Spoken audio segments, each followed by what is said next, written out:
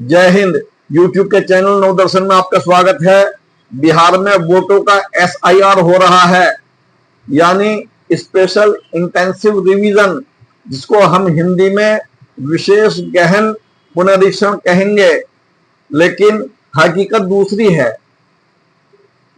ये SIR, इसका नाम हम कह सकते हैं स्पेशल इंसेंटिव रिमूवल, यानी वोटों को हटाने का, वोटों को घटाने और बढ़ाने का अभियान।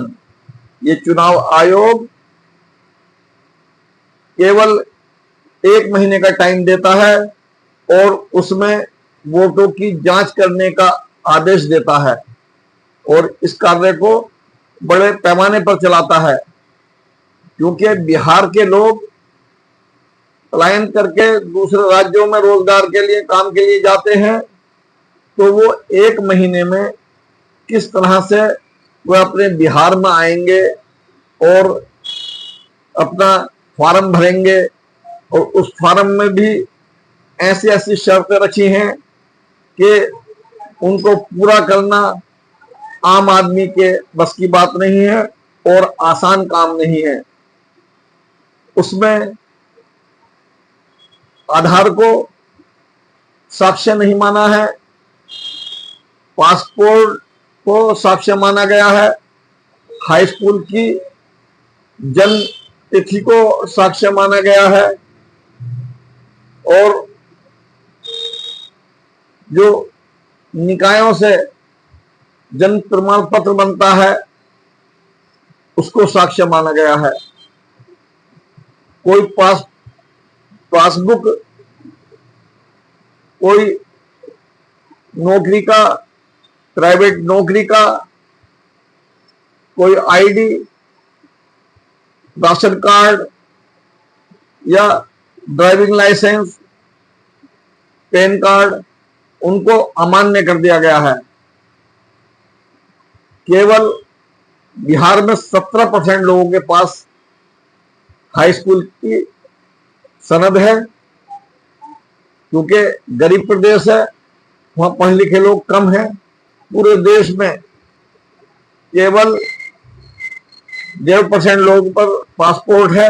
केंद्र सरकार के कहने पर चुनाव आयोग दबाव में चल रहा है और ऐसे काम कर रहा है जो आजादी के बाद से आज तक चुनाव आयोग ने नहीं किए हैं, क्योंकि पिछले चुनाव आयुक्त राजीव कुमार और वर्तमान के मुख्य चुनाव आयुक्त ज्ञानेश कुमार जी, ये मोदी जी और अमित शाह जी की कृपा से जो है मुख्य चुनाव आयुक्त बने हैं, तो ये उनका कर्जा उतार रहे हैं। क्योंकि मुख्य चुनाव आयुक्त का चयन करने के लिए जो कमेटी पहले थी, तो उसमें चीफ जस्टिस ऑफ इंडिया, प्रधानमंत्री और लोकसभा में विपक्ष के नेता, पैनल में 3 लोग होते थे।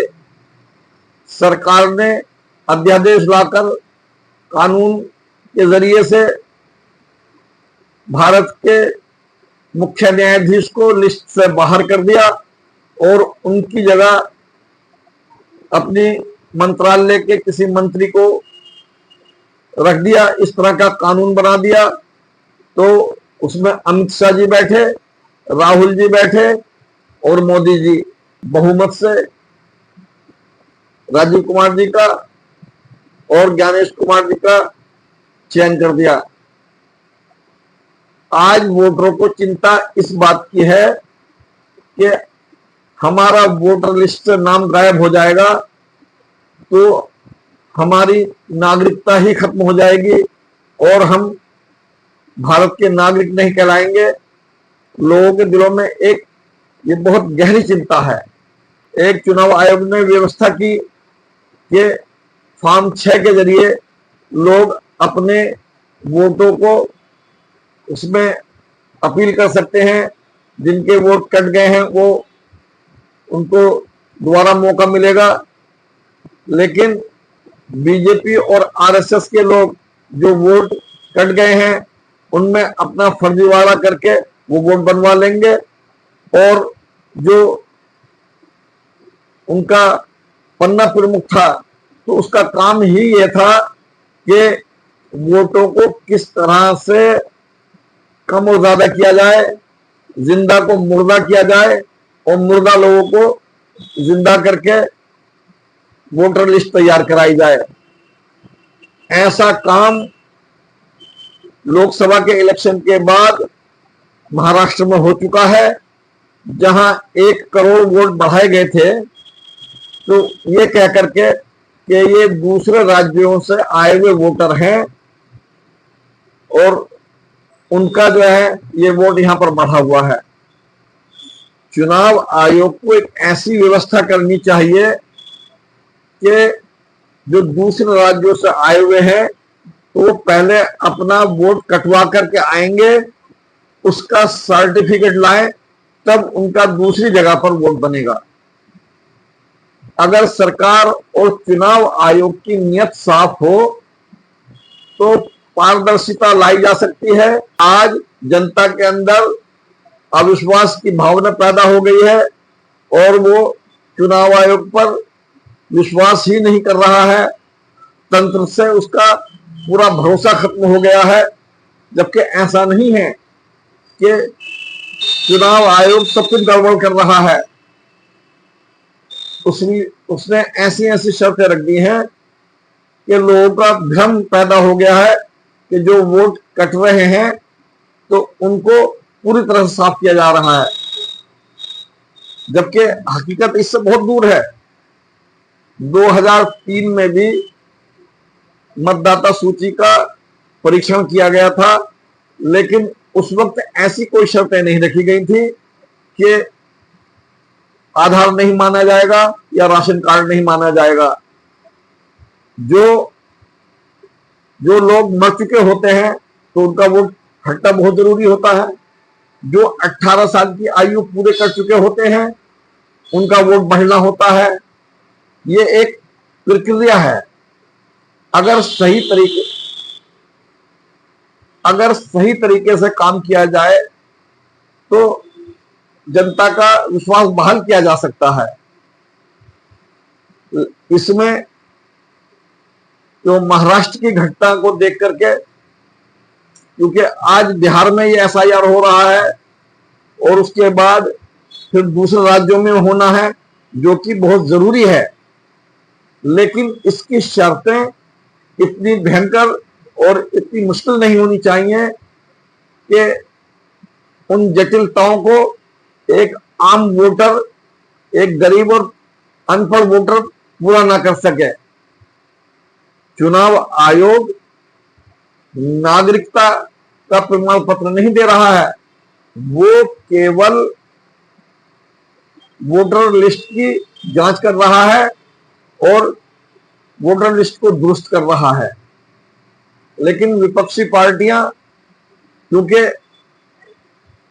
जब वोट घटेंगे और बढ़ेंगे तो उससे पिछले 10 सालों में जो इलेक्शन हो रहे हैं तो उसमें नए नए तरह के तिगड़े में हासिल करके सत्ता हासिल की जा रही है।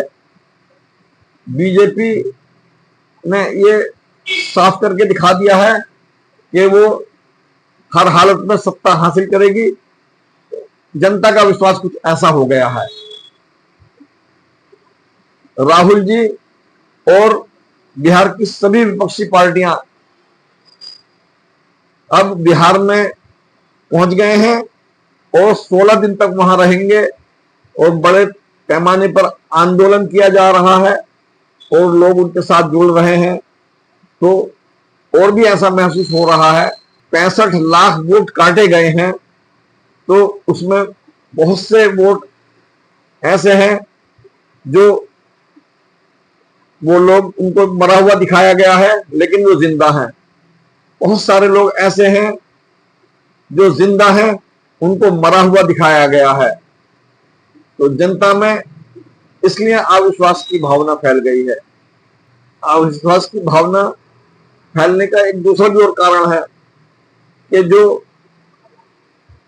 10 बाई 15 के कमरे में 80 वोटर हैं, और महाराष्ट्र में भी एक मकान में 270 वोट, 265 वोट, और उनका पता, कुछ वोटरों का पता ऐसा लिखा हुआ है कि उनमें पते की जगह ABCD लिखा हुआ है, कुछ की जगह पर 0 लिखा हुआ है।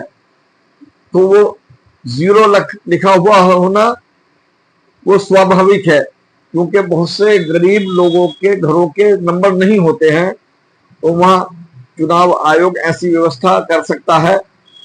लेकिन समन्वय बना करके, विपक्षी पार्टियों से सलाह मशवरा करके और सत्ता पक्ष की पार्टियों को साथ लेकर के सर्वदलीय बैठक करके चुनाव आयोग अपना एक निर्णय ले सकता था। तो जो आज हालात पैदा हुए हैं वो हालात पैदा नहीं होते। राहुल जी और विपक्षी पार्टियों को आज बहुत कुछ कहने का मौका नहीं मिलता। पिछले 11 सालों में जब से मोदी जी आए हैं, तो पहला इलेक्शन तो 2014 का सही हुआ, उसके बाद के इलेक्शनों में जो सत्ता राज्यों में हासिल की, या लोकसभा के इलेक्शन 19 के और 24 के हुए, तो उसमें बहुत सी अनियमितताएं पाई गई। कुछ लोगों का ऐसा विश्वास है चुनाव आयोग एक संवैधानिक संस्था है, उसको किसी पक्ष या विपक्ष का पक्ष नहीं लेना चाहिए या किसी के खिलाफ नहीं जाना चाहिए। चुनाव आयोग को ये अपना विश्वास पुनः पैदा करना होगा। विवाद सुप्रीम कोर्ट में पहुंचा, तो सुप्रीम कोर्ट ने भी कुछ टिप्पणियां की हैं, कुछ उन्होंने अपनी राय दी है, कुछ चुनाव आयोग से तीखे सवाल भी पूछे हैं। आम वोटरों को, गरीब वोटरों को, खास तौर से पिछड़े, दलित, अल्पसंख्यक और आदिवासी वोटरों को, जो गरीब वोटर हैं, उनको ये चिंता है कि कहीं चुनाव आयोग उनके वोट का अधिकार न छीन ले और उनको मतदाता सूची से बाहर ना कर दे। अगर हमारा वीडियो आपको पसंद आए तो हमारे वीडियो को सब्सक्राइब जरूर करना। हम बहुत मेहनत से वीडियो बनाते हैं और हम बहुत जानकारी की वीडियो देते हैं। अगर आपसे यही कहना है कि हमारा वीडियो अगर पसंद आए तो हमारे वीडियो को सब्सक्राइब जरूर करें। धन्यवाद।